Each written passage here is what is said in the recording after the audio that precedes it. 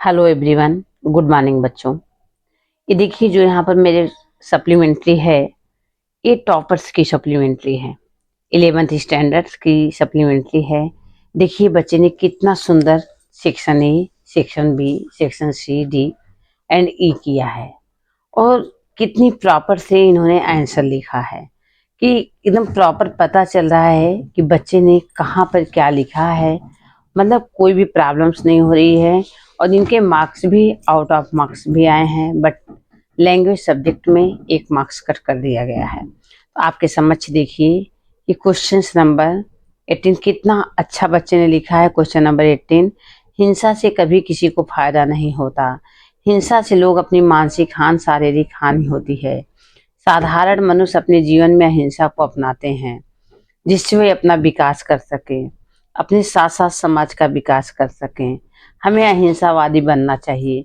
तो देखिए आपके समक्ष ही है बच्चों, सेक्शन बी में इन्होंने कितनी सुंदर से लिखा है आंसर। 21 में भली भांति देखना, 22 आर्ट, 23 सहारदी, एकदम प्रॉपर पता चल रहा है।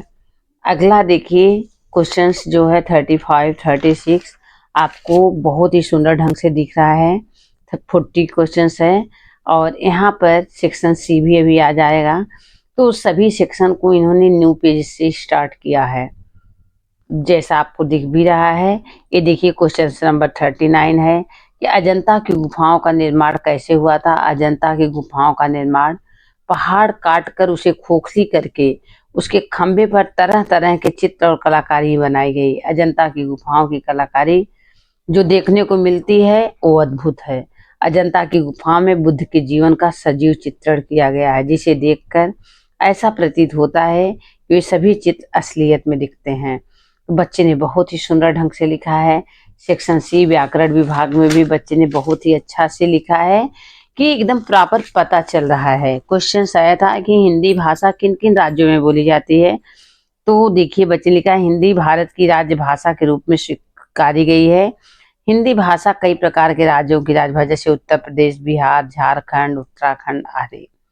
हिंदी भारत की राजभाषा के रूप में कब स्वीकृति मिली? 14 सितंबर 1949 को। सेक्शन डी बच्चे ने बहुत ही अच्छा ढंग से न्यू पेज से स्टार्ट किया है। देखिए कहानी है संकल्प में बल कि एक बालक था और पढ़ाई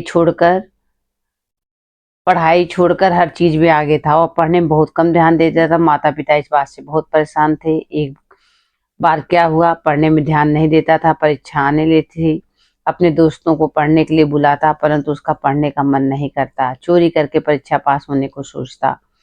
उसने चोरी करने की कोई भी मौका नहीं मिला। एग्जाम के समय में वह फेल हो जाता है।